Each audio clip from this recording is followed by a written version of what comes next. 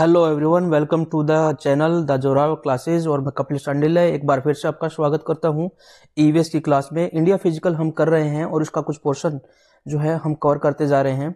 तो आज हम जो करने वाले हैं उसमें हम मोस्टली जो है इंडिया के नेबर्स के साथ कुछ रिलेशंस हैं, इंडिया के नेबर्स के साथ जो विवाद हैं उनको कवर करते हुए कुछ क्वेश्चन जो टॉपिक जो हैं वो कवर करने वाले हैं। और इसके अलावा इंडियन जो मेन आइलैंड हैं उनको भी हम कवर करेंगे।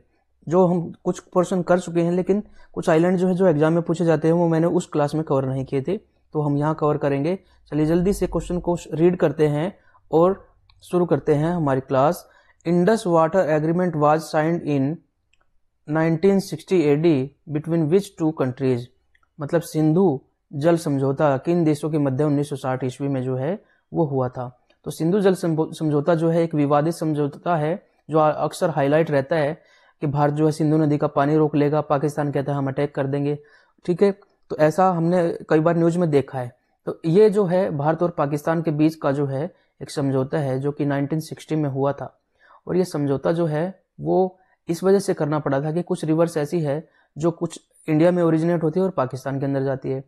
एक आध रिवर ऐसी भी है जो चाइना में ओरिजिनेट होती है, फिर उसके बाद इंडिया में एंटर करती है और फिर उसको जो है पाकिस्तान में चली जाती है। तो इस वाटर को जो है कितना कौन यूटिलाइज करेगा ये समझौता है। मतलब एक देश पे का इस पे अधिकार नहीं है। इंटरनेशनल जो रिवर्स हैं उनका एक देश का अधिकार नहीं हो सकता है। तो ये ट्रीटी जो है की गई थी और इस ट्रीटी के अंदर जो है कुछ नियम बनाए गए हैं, उस नियम को हम देख लेते हैं एक बार। देखिए ये हमारा मैप हो गया और ये इंडियन रिवर्स हैं जो कि इंटरनेशनल रिवर्स हैं जो कि चाइना, इंडिया और पाकिस्तान से होकर बहती है। तो सबसे पहली जो रिवर है, जो मेन रिवर है, देखिए ये इंडस रिवर है जो कि चाइना से शुरू के इंडिया से होते हुए और फाइनली इसमें नुब्रा और श्योक नाम की जो रिवर है वो भी एंटर कर जाती हैं। इसकी ट्रिब्यूटरी हैं, सहायक रिवर्स हैं। तो ये और यहाँ पर आकर नामचा बरवा पर्वत से जो है ये पाकिस्तान के अंदर एंटर कर जाती है। तो मेन रिवर तो हमारी इंडस रिवर है और बाकी जितनी रिवर्स हैं ये इसकी ट्रिब्यूटरीज हैं। इधर से देखिए कुछ पाकिस्तान की तरफ से भी कुछ रिवर्स आ रही हैं, ठीक है, और इधर इंडिया की तरफ से कुछ रिवर्स हैं। तो इसमें हमने डिसाइड किया कि जो साउथ फ्लोइंग रिवर है, जो रिवर साउथ फ्लोइंग है और ऊपर की जो तीन रिवर हैं जिसमें इंडस है, पहले तो इंडस, उसके बाद दूसरी रिवर है झेलम और चेनाब। ये तीन रिवर हैं जो एकदम से पहले तो वेस्ट की तरफ फ्लो करती है, फिर साउथ डायरेक्शन इनकी हो जाती है। ये तीन रिवर्स जो है इसका 80% पार्ट जो है वो जो है वाटर का यूज करेगा पाकिस्तान और 20% पार्ट यूज करेगा इंडिया। ठीक है, तो इंडिया जो है 20% नहीं यूज कर रहा है अभी भी पूरा, तो इसलिए इंडिया जो है गवर्नमेंट कह रही है कि हम जो है इसका जितना हमारा शेयर बनता है उसको यूज करेंगे और उसको जो है जम्मू कश्मीर में या दूसरी जगहों पर जो है नहर वगैरह बना के उसको यूज करेंगे। बाकी तीन रिवर्स बच गई, कौन सी है? रावी, व्यास और सतलज या सतलुज। सतलुज रिवर भी जो है चाइना में ही ओरिजिनेट होती है। हम इसको जब रिवर्स का पोर्शन आएगा तब देखेंगे। ठीक है, सतलुज रिवर हिमाचल से एंटर करती है, व्यास रिवर जो है, और उसके बाद रावी। तो रावी रिवर हम जो है और सतलुज और इन पे फोकस करेंगे, तीन रिवर्स पे। इन तीन रिवर्स का 80% यूज करेगा वाटर इंडिया, ठीक है, और 20% ही यूज करेगा पाकिस्तान। ये है सिंधु जल समझौता। तो इसमें जो है रिवर्स कौन कौन सी इन्वॉल्व है? टोटल 6 रिवर इन्वॉल्व है। ऊपर की तीन पाकिस्तान 80% यूज करेगा और 20% इंडिया। नीचे उल्टा हो जाएगा, vice versa, 80% will be use by India and 20% will be use by Pakistan. Next question हम देखते हैं। नेक्स्ट क्वेश्चन कुछ रिपीटेड टॉपिक से क्वेश्चन भी हमने डाले हैं। अब देखिए, Teesta river water agreement was signed between two countries. कौन सी दो कंट्रीज हैं जो कि तीस्ता नदी जल समझौता किन देशों के बीच हुआ? भारत चीन, भारत पाकिस्तान, भारत बांग्लादेश और भारत नेपाल। तो हमने बहुत सारे समझौते देखे हैं। इंडस वाटर ट्रीटी इसके अंदर हमने देखी थी। चाइना के साथ हमने देखा है कि मैकमोहन लाइन जो है डिसाइड करती है, लेकिन जम्मू कश्मीर में लाइन ऑफ एक्चुअल कंट्रोल जो है, ठीक है, और इसके अलावा मैकमोहन लाइन जो कि 1914 में डिसाइड की गई थी, लेकिन चाइना इसको नहीं मानता है और इस पर विवाद है। भारत पाकिस्तान के बीच रेड क्लिफ रेखा है और एक हमने देखा था कि झेलम रिवर जो है कुछ हद तक भारत पाकिस्तान के बीच में जो है बाउंड्री बनाती है। लेकिन ये क्वेश्चन पूछता है तीस्ता जो रिवर समझौता है वो भारत और बांग्लादेश के बीच में हाल ही में समझौता हुआ था। ये तीस्ता क्या है? एक रिवर है। ये रिवर जो है सिक्किम से ओरिजिनेट होती है। भारत नेपाल के बीच में हमने देखा था काली नदी एक बॉर्डर बनाती है और काला पानी सीमा विवाद अभी हाल ही में बहुत ज़्यादा हाईलाइट हुआ था और बहुत सारे मेम्स बने थे जिसमें कहा जाता था कि भगवान राम भी नेपाल में ही पैदा हुए, अयोध्या भी नेपाल में हुई। फिर बाद में मेम्स बने कि यूएसए भी वहीं पे पैदा हुआ था, यूनाइटेड स्टेट ऑफ अमेरिका भी वहीं पे था और सब कुछ यहीं पे हुआ है, धरती का ओरिजिन भी यहीं पे हुआ है। तो बहुत सारे मेम्स जो है मजाक के रूप में बनाए गए थे। तो ये देखिए एक रिवर है ये वाली, ये रिवर सिक्किम से ओरिजिनेट होती है और बांग्लादेश के अंदर जाती है। तो इसके वाटर को यूटिलाइजेशन कौन कितना % यूज करेगा, इस पे एक समझौता हुआ जिसको कहते हैं तीस्ता रिवर ट्रीटी। इसके अलावा एक क्वेश्चन और बनता है कि तीस्ता रिवर जो है वो गंगा की सहायक नहीं है। देखिए गंगा नदी जो है यहाँ तक आती है, यहाँ फरक्का बैराज पे जो है इसकी एक ब्रांच चली जाती है जिसको पद्मा कहा जाता है, ठीक है। और एक ब्रांच ये है हुगली नदी के रूप में इधर कोलकाता से होते हुए बंगाल की खाड़ी में गिर जाती है, बे ऑफ बंगाल के अंदर, ठीक है। तो ये तीस्ता रिवर जो है वो गंगा की सहायक नहीं है, पद्मा की सहायक हो सकती है, ये ब्रह्मपुत्र की सहायक है, इधर से ब्रह्मपुत्र जो आ रही है, ठीक है। यहाँ तक ब्रह्मपुत्र नाम है, जैसे इसके अंदर एंटर होता है जमुना नाम हो जाता है, ठीक है। जो रिवर्स करवाएंगे तो आपको ये सारे अच्छा डिटेल से करवाएंगे, ये क्वेश्चन अक्सर पूछे जाते हैं। और यहाँ पर आकर ये ब्रह्मपुत्र नदी गिर रही है, गंगा की एक ब्रांच ये हो गई, दूसरी ब्रांच ये हो गई, ठीक है। तो तीस्ता रिवर जो ब्रह्मपुत्र की सहायक है, जमुना कहते हैं उसको, ठीक है। और ये सिक्किम से राज करती है, इंडिया और बांग्लादेश के बीच में ये ट्रेटी है। नेक्स्ट क्वेश्चन की तरफ जल्दी से बढ़ते हैं। Next question is the disputed border area called Tawang is cause of dispute between which countries. जो disputed border area called Tawang जो है, जो बॉर्डर सीमा क्षेत्र का जो तवांग नामक विवादित क्षेत्र है, वो किन दो देशों के बीच में विवाद का कारण है। तो इसको हम पहले डिस्कस कर चुके हैं, फिर से डिस्कस कर लेते हैं। Tawang is a place in Arunachal Pradesh, ठीक है। अरुणाचल प्रदेश जो है उसमें एक क्षेत्र है जिसका नाम है तवांग और वो यहाँ पर है। भूटान यहाँ पर है और भूटान के पास में एक क्षेत्र है, ये भूटान हो गया, ठीक है। उसके पास में एक क्षेत्र है तवांग। तो this is the disputed area.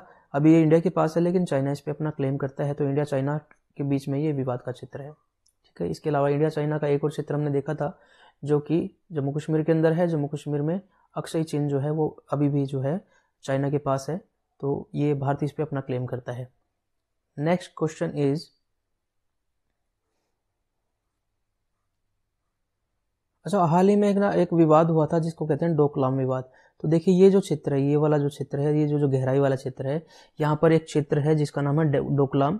Doklam हालांकि पार्ट तो है भूटान का, ठीक है। भूटान के पास इतनी सक्षम आर्मी नहीं है, तो इसलिए जो है चाइना यहाँ अंदर घुस के जो है रोड बनाने की कोशिश कर रहा था। तो इंडिया जो है रेस्क्यू के लिए गया और इंडिया की सेना ने यहाँ पर चाइना को रोका, क्योंकि वो जितना अंदर आएगा वो उतना ही इंडिया के पास आ जाएगा, ठीक है। और हमारा जो नॉर्थ ईस्ट पार्ट है बिल्कुल छोटा सा ये रास्ता है, इसको अगर वो ऑक्युपाई कर ले तो हमारा ये पार्ट जो है पूरा का पूरा कट सकता है।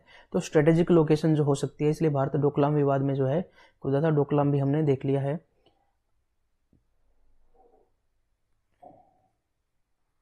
तो हमने देख लिया तवांग कहाँ पर है, Tawang is here, this is the area of Tawang, ठीक है। अब नेक्स्ट क्वेश्चन की तरफ जल्दी से बढ़ते हैं। Next question is,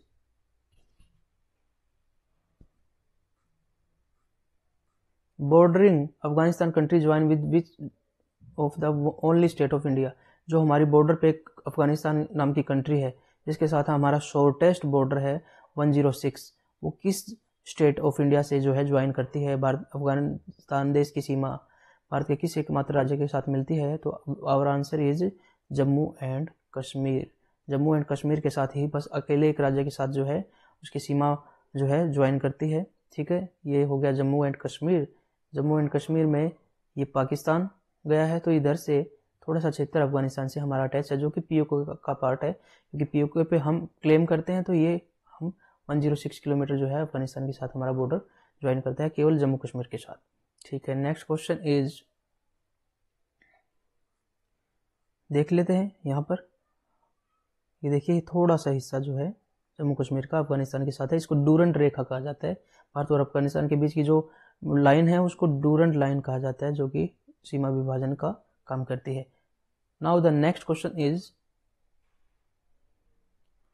what is the place of India in world in terms of population. तो जनसंख्या की दृष्टि से भारत का विश्व में कौन सा स्थान है। जनसंख्या की दृष्टि से भारत का विश्व में देख लेते हैं एक बार। जो सबसे ज़्यादा पॉपुलेटेड जो कंट्री है वो चाइना, दूसरे नंबर पर है इंडिया, ठीक है, और तीसरे नंबर पर है यूएसए। तो ये 3 कंट्री हैं जो कि जो सबसे ज़्यादा पॉपुलेटेड हैं, चाइना नंबर 1 है, इंडिया सेकंड पे है, और इंडिया टेक ओवर करने वाला है लेकिन अभी भी सेकंड पोजीशन पे है। दो जनसंख्या की दृष्टि से हमारा स्थान है दूसरा। इसके अलावा एक ऑप्शन दिया है, ये 7th जो है ये एरिया के हिसाब से है। टोटल एरिया इंडिया का जो है वो 7th लार्जेस्ट कंट्री है, और उसके लिए हमने एक हिंट भी बताया था जो नेक्स्ट क्वेश्चन में शायद हम कवर कर लेंगे। फिर से एक क्वेश्चन आएगा, उसमें हम इसको अच्छे से देख लेंगे जो हमने हिंट आपको बताया था। What is the place of India in world in term of milk production. तो ये क्वेश्चन जो है अक्सर पूछा जाता है कि इंडिया का मिल्क प्रोडक्शन में वर्ल्ड में कौन सा स्थान है। ठीक है, वर्ल्ड में मिल्क प्रोडक्शन में इंडिया का स्थान है फर्स्ट। ठीक है, फर्स्ट है। सेकंड पे है डेनमार्क। हमारा कंपटीशन जो है डेनमार्क के साथ है, यूरोपियन कंट्री है, इसके साथ कंपटीशन है, ये सेकंड पे है और इंडिया फर्स्ट पे है। सही आंसर ये हो गया। नेक्स्ट क्वेश्चन इज, निम्नलिखित कथनों में से कौन सा कथन सही नहीं है। Which of the following statement is not correct. ठीक है, जनसंख्या की दृष्टि से भारत का सबसे बड़ा राज्य उत्तर प्रदेश है। मैक्सिमम पॉपुलेटेड स्टेट, यानी कि अगर जनसंख्या देखें कौन से राज्य की सबसे बड़ी है, वो है उत्तर प्रदेश की। ये तो ठीक है, हमने निकालना है कौन सा ठीक नहीं है। क्षेत्रफल की दृष्टि से on the point of view of area, सबसे बड़ा राज्य जो है, द बिगेस्ट स्टेट जो है एरिया के हिसाब से मैक्सिमम एरिया वाली, वो राजस्थान है। ये भी ठीक है, बिल्कुल ठीक है। ठीक है, देखिए सबसे बड़ा पॉपुलेटेड, सबसे ज़्यादा पॉपुलेटेड स्टेट है यूपी, बिल्कुल ठीक है। सबसे कम पॉपुलेटेड स्टेट है सिक्किम। ठीक है, सबसे ज़्यादा डेंस पॉपुलेटेड है बिहार, दूसरे नंबर पर है वेस्ट बंगाल। ठीक है, और सबसे कम डेंस पॉपुलेटेड, सबसे कम जनसंख्या गंतव्य जो है वो अरुणाचल प्रदेश का है। इसके अलावा अगर एरिया के हिसाब से देखें तो सबसे बड़ा एरिया राजस्थान का है, उसके बाद मध्य प्रदेश का है, एमपी का है। ठीक है, और इसके अलावा सबसे छोटा अगर देखें एरिया वो है गोवा का। ठीक है, इसके अलावा अगर हमसे कोई पूछता है कि भारत में कितनी टोटल राज्य हैं, अच्छा एक ऑप्शन ये रह गया, इस ऑप्शन को देख हमारा सही, ये भी सही है, ये भी सही है, हमें इनकरेक्ट निकालना है। उत्तर प्रदेश एक ऐसा राज्य है जिसकी सीमा सर्वाधिक भारत के 8 राज्यों से मिलती है। ये बिल्कुल सही है, बिल्कुल सही है ये। और इसमें एक और चीज़ मैं ऐड करना चाहता हूँ कि वो 8 राज्य जो हैं उसमें सबसे ज़्यादा जो क्वेश्चन पूछा जाता है वो हिमाचल प्रदेश को कन्फ्यूजिंग होता है, उसके साथ भी मिलती है, और एक झारखंड के साथ, छत्तीसगढ़, बिहार, सबके साथ। एक बार मैं बता देता हूँ किस किस के साथ ये सीमा जो है वो मिलती है। सबसे पहले उत्तराखंड, हिमाचल प्रदेश, हरियाणा, यही वो स्टेट है जिसकी सीमा सबसे ज़्यादा राज्यों के साथ मिलती है। राजस्थान, दिल्ली, एमपी, मध्य प्रदेश, छत्तीसगढ़, झारखंड, बिहार। तो टोटल 8 राज्य हो गए, प्लस एक यूनियन टेरिटरी दिल्ली के साथ जो है इसकी सीमाएं मिलती है सबसे ज़्यादा। और इसमें भी अगर देखें, एक इसका डिस्ट्रिक्ट है सोनभद्र, सोनभद्र डिस्ट्रिक्ट है, उसकी अकेले की सीमाएं जो है सोनभद्र, इसकी सीमा जो है 4 राज्यों से मिलती है। बिहार, अकेली एक ही डिस्ट्रिक्ट ऐसी है, झारखंड, छत्तीसगढ़, एमपी, इन चारों के साथ जो है इसकी सीमा मिलती है। ठीक है, अब बात करते हैं क्षेत्रफल की दृष्टि से भारत का सबसे छोटा राज्य सिक्किम है। ये गलत है, सबसे कम डेंसिटी जो, सबसे कम जनसंख्या है सिक्किम की, लेकिन सबसे छोटा राज्य है गोवा। तो हमारा आंसर हमें मिल गया है। नेक्स्ट क्वेश्चन की तरफ जल्दी से बढ़ते हैं। नेक्स्ट क्वेश्चन इज, अच्छा इसमें थोड़ा सा हम देख लेते हैं। इसमें देखें तो देखिए छोटा सा राज्य है कि ये गोवा है, सबसे छोटा है, लेकिन सिक्किम की जनसंख्या सबसे कम है। ठीक है, उसके बाद सबसे कम डेंसिटी जो है जनसंख्या की वो अरुणाचल प्रदेश की है। अब एक बार यूपी को देख लें तो देखिए ये एक यूनियन टेरिटरी दिल्ली के साथ इसकी सीमा मिलती है। यहाँ पर देखिए ये थोड़ा सा हम कंफ्यूज हो जाते हैं, इसकी थोड़ी सी सीमा हिमाचल प्रदेश के साथ भी मिलती है। हरियाणा, उत्तराखंड, राजस्थान, मध्य प्रदेश। ठीक है, ये देखिए यहाँ पर एक डिस्ट्रिक्ट है, मैंने कहा था सोनभद्र डिस्ट्रिक्ट है, तो बिहार के साथ भी, झारखंड के साथ भी, छत्तीसगढ़ के साथ भी, तो इतने सारे राज्यों के साथ ही इसकी सीमा मिलती है। चलिए आगे बढ़ते हैं।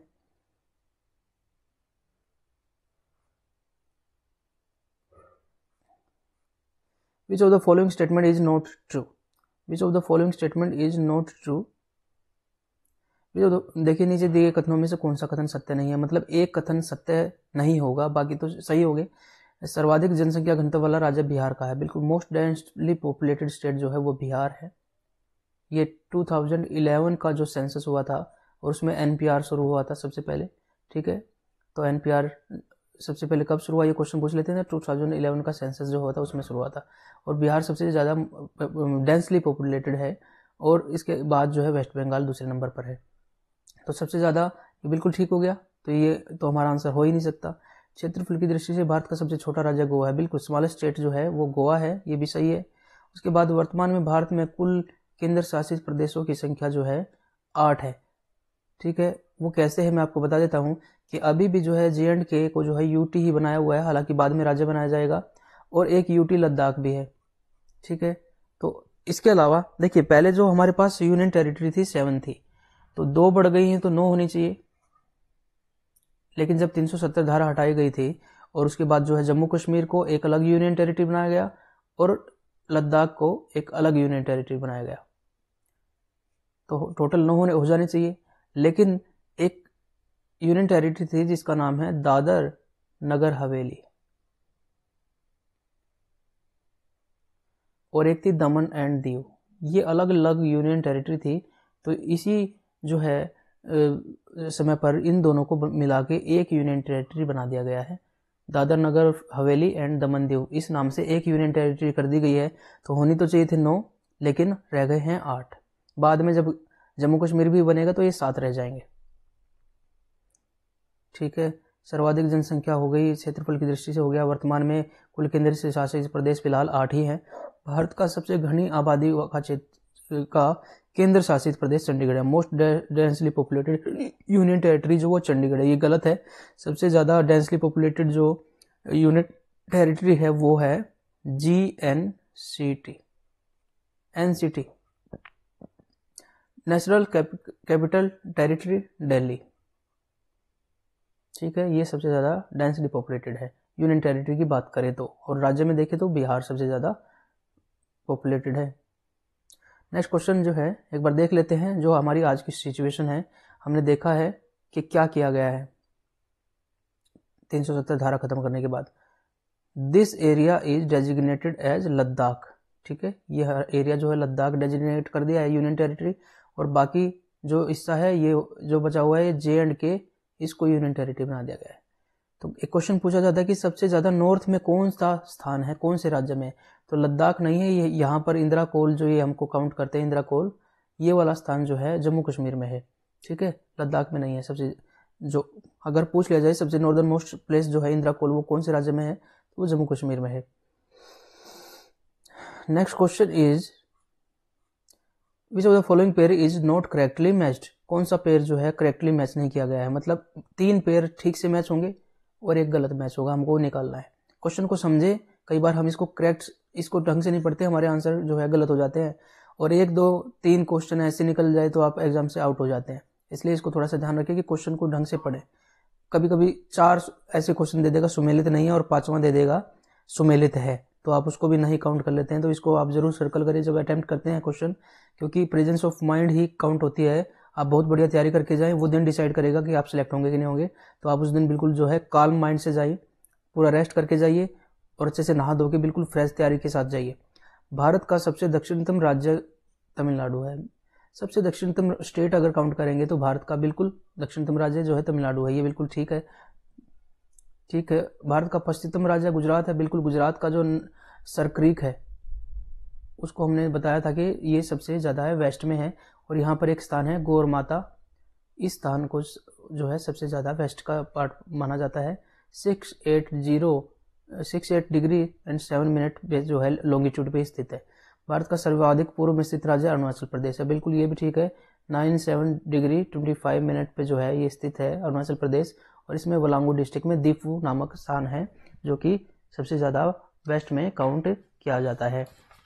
ये हमने देख लिया। सॉरी, दीफू नहीं, किबहू नाम से एक स्थान है जो कि वलांगू डिस्ट्रिक्ट में है।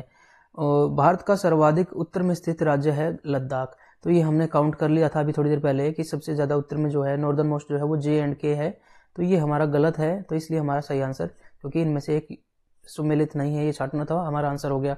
नेक्स्ट क्वेश्चन की तरफ अगर देखें, यहाँ पर हम थोड़ा सा देख लेते हैं, क्योंकि मैप में आप जितना घूमेंगे आपको ये चीज़ें क्लियर होती जाएंगी। देखिए ये जम्मू कश्मीर का हिस्सा है, और जम्मू कश्मीर में सबसे नॉर्दर्न मोस्ट अगर हम स्थान ढूंढना चाहते हैं भारत का, तो यहाँ पर है इंदिरा कोल। ठीक है, इंदिरा कोल जम्मू कश्मीर में है, तो लद्दाख कट गया है। उसके बाद यहाँ पर एक स्थान है गौर माता जो कि सरक्रीक में है, वो है वेस्टर्न मोस्ट। और ये देखिए यहाँ पर एक स्थान है वलांगू डिस्ट्रिक्ट में, ठीक है, वो किभुआ नाम से है, अरुणाचल प्रदेश में वेस्टर्न मोस्ट है इंडिया का। उसके अलावा जो बच गया है वो दक्षिण का है। अगर मेन लैंड का पूछे तो तमिलनाडु है सबसे दक्षिण में, और कंप्लीट इंडिया का पूछे तो यहाँ पर इंदिरा पॉइंट है, जिसको पिग्मेलियन पॉइंट भी कहा जाता है, जो कि निकोबार द्वीप में है। तो मेनलैंड का है कन्याकुमारी, केप कैमोरिन जिसको कहा जाता है। अब नेक्स्ट क्वेश्चन है, which place in the world in India is, what is the place of India in world on the base of area. Area के क्षेत्रफल के हिसाब से जो है इंडिया कौन से स्थान पर है, तो इंडिया जो है 7वें स्थान पर है। दूसरे स्थान पर पॉपुलेशन के हिसाब से है। 5वां, ये जो दोनों ऑप्शन है इनका कोई ऑप्शन बन नहीं रहा है, तो अगर एरिया के बेस पे इंडिया का स्थान देखें तो वो 7वां है। और उसके लिए हमने आपको हिंट बताया है रक्कू बाई। ठीक है, रक्कू बाई याद रखिए। Russia, Canada, China, USA, Brazil, Australia and India. तो इंडिया 7th प्लेस पे है। तो इंडिया के पास टोटल वर्ल्ड के जो एरिया है उसका 2.5% ही है, और उसकी पॉपुलेशन टोटल वर्ल्ड की है 17.7% अकॉर्डिंग टू 2011 सेंसस। ठीक है, अब नया सेंसस होगा इस साल, तो उस सेंसस में चीज़ें बदल जाएगी, जो ऑलरेडी डिले हो चुका है। Next question is India's area in percentage of total global area. ये हमने अभी डिस्कस किया था। तो टोटल हमारा एरिया जो है ग्लोबल एरिया का 2.4% है, लेकिन पॉपुलेशन हमारे पास कितनी है 17.7। तो हमारा सही आंसर ये हो गया। नए क्वेश्चन की तरफ बढ़ते हैं जल्दी से। नया क्वेश्चन जो है वो कहता है कि according to the census 2011 what percentage of total population of world lives in India. तो ये भी हमने बिल्कुल अभी कर लिया है। तो हमारे पास 17.7% ऑफ द वर्ल्ड पॉपुलेशन है, बिल्कुल ठीक है, 17.7 है परसेंट है वर्ल्ड पॉपुलेशन का, बिल्कुल। और हमारे पास जो है टोटल एरिया है इतना। तो ये हमारा क्वेश्चन जो हो गया। और हम पॉपुलेशन के मामले में 2nd प्लेस पे है इन द वर्ल्ड। 1st पे चाइना है, 3rd पे है यूएसए। अब नेक्स्ट क्वेश्चन की तरफ बढ़ते हैं। Which of the following pair is not correctly matched. फिर से ये इस तरह के क्वेश्चन अब बनने लगे हैं, इन्हें कहते हैं एनालिटिकल क्वेश्चन। एनालिटिकल क्वेश्चन जो है हार्डनेस बढ़ाने के लिए दिए जाते हैं, to increase the depth of the concept. क्योंकि अब देखिए बहुत सारे ऑनलाइन पेपर होने लगे हैं, तो बहुत सारे क्वेश्चन डिजाइन करने पड़ते हैं। तो इस तरह के क्वेश्चन जो हैं वो बनाते हैं, और डिफिकल्टी बढ़ाने के लिए जो है वो ऐसे क्वेश्चन यूज किए जाते हैं। पूरा कंसेप्ट आपसे पूछता है। तो ये जो क्वेश्चन है ये मैंने इसलिए डाला है ताकि आपको भारत के द्वीपों के बारे में थोड़ा सा मैं बता पाऊँ। ठीक है, तो इस क्वेश्चन को देखिए, which of the following is not correctly matched. कौन सा जोड़ा सही सम्मिलित नहीं है। गंगा सागर द्वीप, Ganga Sagar island is situated at the mouth of Hooghly river in West Bengal. ठीक है, वेस्ट बंगाल जो है ये बंगाल की खाड़ी में, वेस्ट बंगाल जो है बिल्कुल ये रिवर आती है हुगली, तो इसके माउथ पे बंगाल की खाड़ी में ये द्वीप है गंगा सागर। और कहा जाता है कि सारे तीर्थ एक बार और गंगा सागर सारे तीर्थ बार बार और गंगा सागर एक बार, क्योंकि गंगा सागर में आके मिल जाती है, इसलिए गंगा सागर द्वीप है। तो इसको इसलिए हिंट के रूप में भी याद रख सकते हैं कि गंगा सागर में कहाँ के मिलती है, पश्चिमी बंगाल में। ठीक है, और जब पश्चिमी बंगाल में गंगा होती है वो 2 भागों में डिवाइड हो जाती है। ये ब्रांच जो है पद्मा बांग्लादेश में चली जाती है, और इसको हुगली ब्रांच कहते हैं, जिसके कोस्ट पर कोलकाता भी है। ठीक है, हुगली रिवर जो है बंगाल की खाड़ी में गिरती है, यहाँ पर जो है गंगा सागर द्वीप है। इस तरीके से इसको याद रख सकते हैं। एंड द नेक्स्ट ऑप्शन हमारे पास है मजुली द्वीप, असम राज्य में ब्रह्मपुत्र नदी के बीच में स्थित है। मजुली द्वीप an island river, first of all this is an a river island, this is a river island. ये कोई समुद्र के अंदर आइलैंड नहीं है, एक रिवर जो ब्रह्मपुत्र नदी बहती हुई आती है असम के, तो उसके बीच में एक बहुत बड़ा आइलैंड बना हुआ है। ठीक है, और वहाँ से वो रिवर जो है इसके बीच में ये सबसे बड़ा आइलैंड है। बहुत सारे आइलैंड है इस रिवर के बीच में, बहुत सारे आइलैंड है, लेकिन ये जो मजुली द्वीप है ये वर्ल्ड का सबसे बड़ा रिवर आइलैंड है। ये क्वेश्चन पूछा जाता है। Which one is the world's largest river island, जो कि एक रिवर के बीच में है, तो मजुली है। इसको यूनेस्को ने जो है हेरिटेज में डाला हुआ है, क्योंकि इसकी जो मिट्टी है वो नदी की वजह से कट रही है और ये डेंजर में है और इसमें बहुत सारे लोग रहते हैं। ठीक है, तो मजुली, इस पे एक स्कूल भी खोला हुआ है। मजुली द्वीप जो है असम राज्य में जो है ब्रह्मपुत्र नदी के बीच स्थित है, ये भी ठीक है। तो हमको निकालना है, note correctly match. Sriharikota, Sriharikota जैसे हम यहाँ पर देखते हैं साउथ इंडिया के अंदर ये है तमिलनाडु, तो यहाँ पर एक लेक है जिसका नाम है पुलिकट, आंध्र प्रदेश के अंदर, और इस लेक के अंदर श्रीहरिकोटा नाम से एक द्वीप है पुलिकट के अंदर, जो कि आंध्र प्रदेश में स्थित है, ये भी ठीक है। और श्रीहरिकोटा सतीश धवन केंद्र है जहाँ से रॉकेट जो है छोड़े जाते हैं। उसके बाद एक ऑप्शन रह गया हमारा न्यूमोर द्वीप, नर्मदा नदी के तट पे, ये ऑप्शन गलत है।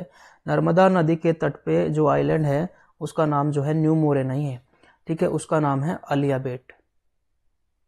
अलियाबेट नाम का आइलैंड जो है, नर्मदा नदी जब वेस्ट की तरफ अरब सागर में गिरती है तो यहाँ पर एक अलियाबेट नाम से द्वीप बनता है। ठीक है, न्यूमोर द्वीप जो है वो है बंगाल की खाड़ी में। ठीक है, इधर से हुगली नदी आ रही है, इधर से ब्रह्मपुत्र नदी आ रही है। ब्रह्मपुत्र नदी को मेघना कहा जाता है। देखिए, गंगा की एक ब्रांच से चली जाती है बांग्लादेश के अंदर, इसको यहाँ पद्मा कहा जाता है। असम से जब बांग्लादेश में ब्रह्मपुत्र नदी आती है तो उसको कहते हैं जमुना। ठीक है, इसको पद्मा कहते हैं, और इन दोनों को मिलने से मेघना रिवर बनती है। और इसके मुहाने पर एक रिवर है, द्वीप है, जिसको नाम है न्यूमोर द्वीप। जब ये रिवर द्वीप बना था 1973 में, तो विवाद हो गया, बांग्लादेश को क्लेम कर रहा था, लेकिन अब इंटरनेशनल ट्रिब्यूनल ने जो है इसको भारत के अंदर दे दिया, भारत के फेवर में डिसीजन आ गया है। तो न्यूमोर द्वीप जो है वो हमारा क्लियर हो गया, और हमारा आंसर सही यही है, क्योंकि यही गलत मैच किया गया था। नेक्स्ट क्वेश्चन की तरफ बढ़ते हैं, उससे पहले हम कुछ और द्वीप देखते हैं जो कि इंडिया के अंदर है।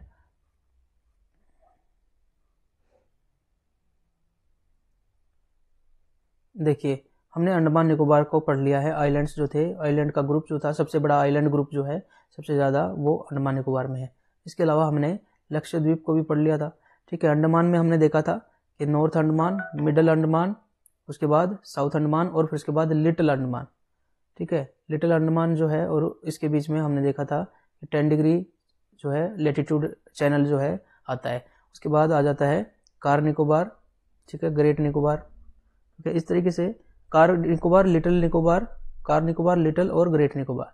ठीक है, ग्रेट निकोबार का साउदर्न पॉइंट था पिग्मेलियन पॉइंट या इंदिरा पॉइंट, ये आइलैंड हमने देख लिया है। उसके बाद जो है 36 और आइलैंड हम देखते हैं कहाँ पर, लक्षद्वीप में, और उसमें हमने देखा था अमीनी, अगाती, कावारती और मिनिकोय।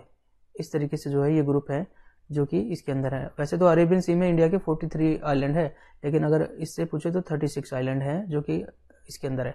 इसके अलावा कुछ और आइलैंड्स हैं जो हमको पढ़ने हैं, वो आइलैंड हमको याद होने चाहिए जो अक्सर एग्जाम में पूछे जाते हैं। तो एक हमने जो गंगा सागर देखा है, तो देखिए ये कोलकाता ही है, हुगली रिवर के कोस्ट पे है, और यहाँ पर एक आइलैंड है जिसका नाम है गंगा सागर, तो ये बंगाल की खाड़ी में है। ठीक है, न्यू मुरे आइलैंड जो है वो यहाँ पर है। ठीक है, तो वो भारत का पार्ट है। इसके अलावा जो है एक और आइलैंड है जिसको कहते हैं माहे, ये पुदुचेरी का पार्ट है। पुदुचेरी के जो है पार्ट अगर देखें, पुदुचेरी जो एक यूटी है, यूनियन टेरिटरी है, there are 4 district in it. First district is Mahe, ठीक है, उसके बाद सेकंड डिस्ट्रिक्ट इज कराईकल, ठीक है, थर्ड डिस्ट्रिक्ट इज पौंडीचेरी, ये दोनों जो तमिलनाडु में है, ये वाला जो है केरला के कोस्ट पे है, और एक और है यनम। इन 4 डिस्ट्रिक्ट से बनके एक हमारी यूनियन टेरिटरी है। इससे भी क्वेश्चन आता है, which union territory is comprising of 4 district and their border are not connected. तो ये दोनों बिल्कुल अलग अलग चारों हैं, तो इनके बॉर्डर भी कनेक्टेड नहीं है। तो इन 4 चीज़ों से ये हमारी यूनियन टेरिटरी बनती है पुदुचेरी, जिसका प्राचीन नाम था, पहला नाम था पौंडीचेरी, और ये फ्रेंच कॉलोनी थी, फ्रेंच लोग यहाँ पे रहते थे, ठीक है, जो व्यापार के लिए यहाँ पर स्टे कर रहे थे। दादर नगर हवेली की हमने बात की, तो देखिए दादर नगर हवेली एंड दमन दीव, देखो अब इकट्ठा नाम लिख के आना लगा है, तो ठीक है, ये दमन एंड दीव जो है, दमन, दीव और दादर नगर हवेली सबको इकट्ठा कर दिया गया है और एक यूनियन टेरिटरी बना दिया गया है। इसको ध्यान रखेंगे, अक्सर ये एग्जाम में आने की बहुत ज़्यादा संभावना है, क्योंकि ये हाईलाइटेड नहीं है, और नहीं हाईलाइटेड है तो ये एक डिफिकल्ट क्वेश्चन के रूप में पेश किया जा सकता है। और भी आइलैंड अगर हम देखें, अच्छा ये मूंगे के आइलैंड है लक्षद्वीप, हमने पहले भी बात की थी। इसके अलावा जो ये आइलैंड है, जो अंडमान है, ये हिमालय का पार्ट है। हिमालय का पार्ट कैसे है इसको एक बार मैं बताऊं आपको। देखिए हिमालय जो हमारा फैला हुआ है, तो इंडियन प्लेट जब यूरेशियन प्लेट से आगे, ये यूरेशियन प्लेट थी यहाँ पे, ठीक है, और ये इंडियन प्लेट है, तो जब आगे टकराती है इसके साथ, तो पहले यहाँ पर एक समुद्र था जिसका नाम है टेथिस सी। तो टेथिस सी देखिए, ये जब प्लेट टकराई थी आगे, तो यहाँ पर पहले जब बीच में स्पेस था तो यहाँ पर एक टेथिस सी था, ठीक है। फिर उसके बाद जब टकराई तो यहाँ पर हिमालय पर्वत बना, तो ये हिमालय पर्वत बना हुआ है। और इंडियन प्लेट जो है दूसरी तरफ से अगर हम देखें तो ये हिमालय पर्वत, जब हम ईस्ट की तरफ जाते हैं तो ईस्ट की तरफ जाने पर ये हिमालय पर्वत थोड़ा सा ऐसे है, ये देखिए ऐसे। और इसका कुछ पार्ट जो है वो जो है बंगाल की खाड़ी में, बे ऑफ बंगाल में भी दिखाई देता है, और वो जो है अंडमान निकोबार द्वीप समूह के रूप में है, ठीक है। जो ऐसे द्वीप हैं जो कि पानी में डूबे हुए हैं लेकिन वो पर्वत का रूप हो सकते थे, तो वो अंडमान निकोबार द्वीप समूह के रूप में है। उसके बाद हम देखते हैं कि एक नर्मदा नदी के बारे में हमने बात की थी। तो नर्मदा नदी जो है वो यहाँ पर जब गिरती है आके मध्य प्रदेश से निकल के, तो यहाँ पर एक आलिया बेट नाम का द्वीप है। इसके बाद जो मुंबई है वो सालसेट नाम के द्वीप है यहाँ पर, ठीक है। मुंबई को पहले से सालसेट बेसिन कहा जाता था, तो सालसेट नाम के द्वीप हैं। अभी ये क्वेश्चन में अक्सर पूछ लिया जाता है, इसलिए मैं आपको ये चीज़ भी रिवाइज करवा रहा हूँ और करवा रहा हूँ कि कोई चीज़ छूट ना जाए। तो मोस्टली आइलैंड्स हमने देख लिए हैं। एक आइलैंड कच्चा थीव के बारे में बात की थी जो कि विवादित है भारत और श्रीलंका के बीच में, वो आइलैंड भी आपको याद रखना है। नेक्स्ट क्वेश्चन, मुझे लगता है सारे क्वेश्चन हमारे कंप्लीट हो गए हैं, हमें आगे बढ़ना चाहिए, ठीक है। Where is New Moore Island, ये हमने देख लिया, ये बंगाल की खाड़ी में है न्यू मोर आइलैंड, ठीक है। एट द माउथ ऑफ मेघना रिवर, ठीक है। तो ये हमारा सही आंसर हो जाएगा, बंगाल की खाड़ी में ब्रह्मपुत्र नदी के मध्य में मोजुली, जो कि लार्जेस्ट रिवर आइलैंड है, वो है असम के अंदर। गंगा नदी के मध्य में नहीं है कुछ भी, और गंगा नदी बंगाल में जमुना नदी के मध्य में भी नहीं है। तो ये हमारा सही आंसर हो गया बंगाल की खाड़ी। तो आंसर हमारे क्वेश्चन से भी कंप्लीट हो गए। तो हमारा इंडिया फिजिक्स का इंट्रोडक्शन खत्म हो गया है। अब हम स्पेशल टॉपिक्स पे आएंगे, ठीक है। जैसे रिवर्स हैं, माउंटेन्स है, या फिर लेक्स हैं इंडिया की, तो हम स्पेशल वीडियो तैयार करेंगे। वो एक ही टॉपिक एक ही वीडियो में वो कवर हो जाएंगे। तो आप सभी को ये कैसा लगा वीडियो हमें ज़रूर बताइए, आपके व्यूज़ जो हैं ज़रूर बताइए, और आप जो है क्या सुधार चाहते हैं, ठीक है। मैं ट्राई कर रहा हूँ कि दोनों ही लैंग्वेज का यूज़ करूँ, ठीक है। तो कभी कभी एक लैंग्वेज ज़बान पे चढ़ी रहती है तो चले जाती है, तो आप जो है इंग्लिश का जो वर्डिंग जो है उसको भी रीड करते रहिए। I am trying my best, ठीक है, और भी सुधार करेंगे। और इसके अलावा जो है आप जो है अपने आप को जो मोटिवेटेड रखिए, अच्छी डाइट लीजिए, सबसे ज़रूरी है डाइट, ठीक है। अच्छा खाएंगे तो पढ़ पाएंगे, अदरवाइज माइंड वीक रहेगा, ठीक है। बहुत सारे बच्चे कम खाते हैं, अच्छी डाइट नहीं लेते हैं, स्पेशली गर्ल्स जो हैं वो डाइट ठीक से नहीं लेती हैं, इसकी वजह से सुस्ती रहती है, ठीक है। और माइंड को चाहिए प्रोटीन, और आप वो डाइट नहीं ले रहे हैं, खासतौर से जो दूध वगैरह और दही वगैरह आप खाएंगे तो आज आप ज़्यादा बेटर फील करेंगे। थोड़ी सी एक्सरसाइज भी कीजिए, ठीक है। एक्सरसाइज करेंगे तो it will be better for you, ठीक है। मिलते हैं नई वीडियो के साथ। आपका दिन शुभ हो, आप खुश रहें, बिल्कुल स्वस्थ रहें, अच्छी पढ़ाई करें, खूब मेहनत करें, ठीक है। मेहनत में कोई कमी नहीं रखनी है। फिर मिलते हैं आपसे एक नई वीडियो के साथ। तब तक के लिए जय हिंद, जय भारत।